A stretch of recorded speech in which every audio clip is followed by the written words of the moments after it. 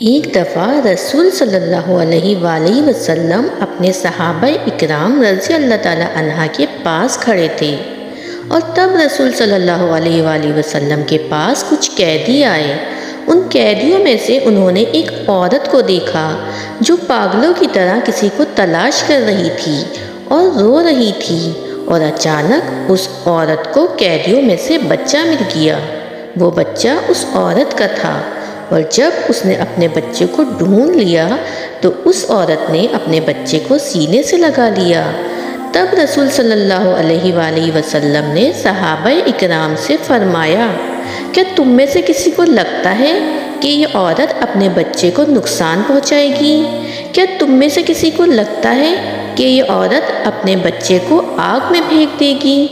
اس پر صحابہ اکرام فوراً سے کہنے لگے، نہیں یا رسول اللہ صلی اللہ علیہ وسلم، وہ ایسا نہیں کرے گی۔ کیا آپ نے وہ نہیں دیکھا جو ہم نے ابھی دیکھا؟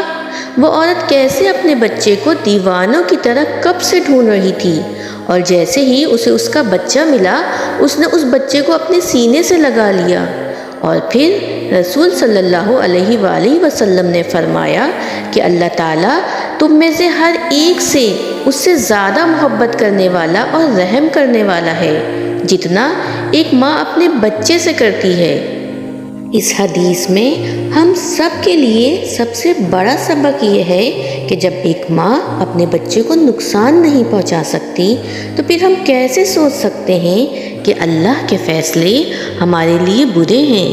جب ایک ماں کو اپنے بچے سے اتنی محبت ہوتی ہے تو پھر اللہ کو ہم سے کس قدر محبت ہوگی۔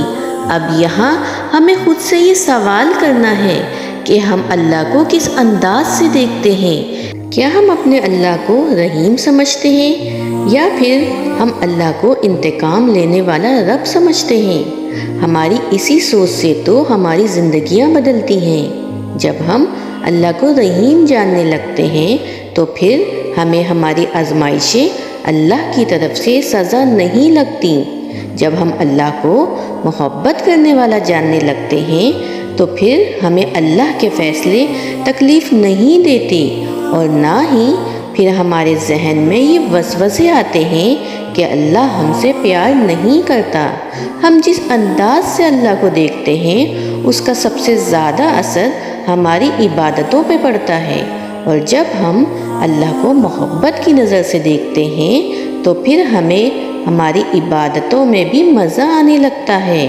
پھر زندگی کے اتار چڑھاؤ ہمیں مایوس نہیں کرتے۔ پھر ہم عبادتوں کو ایسے نہیں دیکھتے جیسے ہم پہ کوئی بوجھ ہے، بلکہ پھر ہم عبادتوں کے مواقع ڈھونڈتے ہیں، اور پھر ہم روزمرہ کی چیزوں میں اللہ کی مصلحتیں دیکھنے لگتے ہیں۔ پھر ہمارے ساتھ جو بھی حادثہ ہو یا پھر ہم پر جو بھی راحت آئے، ہمیں ان دونوں میں اللہ کا پیار اور اللہ کا رحم محسوس ہونے لگتا ہے۔ جبکہ دوسری طرف اگر ہم اللہ کو صرف بدلہ لینے والا رب اندازہ لگاتے ہیں تو ہم دیکھتے ہیں کہ زندگی کے کئی سارے پہلوؤں کے حوالے سے ہم مایوس ہونے لگتے ہیں۔ پھر ہمیں اللہ کے ہر فیصلے پہ اعتراض رہتا ہے، پھر ہمیں عبادتیں بہت سخت لگنے لگتی ہیں، پھر ہر آزمائش پہ ہمارا دل اللہ کے حوالے سے بدگمان ہونے لگتا ہے، یہ سوچ کر کہ اللہ کو ہم اچھے نہیں لگتے۔ پھر اللہ سے گلے شکوے بڑھ جاتے ہیں۔ پھر بات بات پہ ہم اللہ سے یہی سوال کرتے ہیں کہ یا اللہ میں کیوں؟ پھر اللہ کی حکمتیں ہماری سمجھ میں آنا بند ہو جاتی ہیں۔ اس لیے ہمیں اللہ سے اچھا گمان رکھنا چاہیے۔ جیسے ماں اپنے بچے کو کسی بھی طرح سے نقصان نہیں پہنچا سکتی، تو پھر اللہ اپنے بندے کو کوئی نقصان کیسے پہنچا سکتا ہے؟ یعنی اللہ جو بھی ہمارے حق میں فیصلہ کرتا ہے بہتر کرتا ہے، اور ہمیں بجائے اللہ کے فیصلوں پہ اعتراض کرنے کے ان فیصلوں پر چپ چاپ راضی ہو جانا چاہیے۔ ہم ننھے چھوٹے بچے ہی کی طرح تو ہیں، ہمیں کچھ بھی نہیں پتا کہ ہمارے لیے کیا صحیح ہے اور کیا غلط۔ اس لیے ہمیں اپنے اللہ پہ توکل کرنا ہوگا جیسے چھوٹے بچے کو اس بات کا علم نہیں ہوتا کہ وہ آگ میں ہاتھ ڈالے گا تو جل جائے گا، کیونکہ اس کے پاس اتنا علم ہی نہیں ہوتا۔ بالکل ویسے ہی ہمیں بھی اندازہ نہیں ہے کہ ہمارا کون سا فیصلہ ہمارے لیے آگ بن جائے گا اور ہمیں جلا دے گا۔ اس لیے اپنے معاملات میں اللہ سے مدد لیں، اور جو فیصلہ اللہ سنا دے اسے بنا کوئی سوال کیے مان لیں، کیونکہ وہی فیصلے آپ کی حفاظت کے فیصلے ہوتے ہیں۔ آپ اگر اللہ کی سنیں گے اور اللہ کے لیے کچھ کریں گے تو اللہ آپ کے کیے سے بڑھ کر آپ کو اجر دے گا۔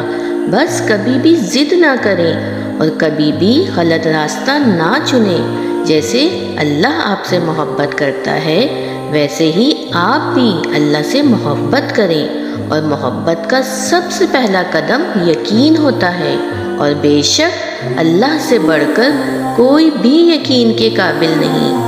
اللہ کو دیکھنے کا اپنا انداز بدلیں، آپ کی زندگی خود بخود بدل جائے گی۔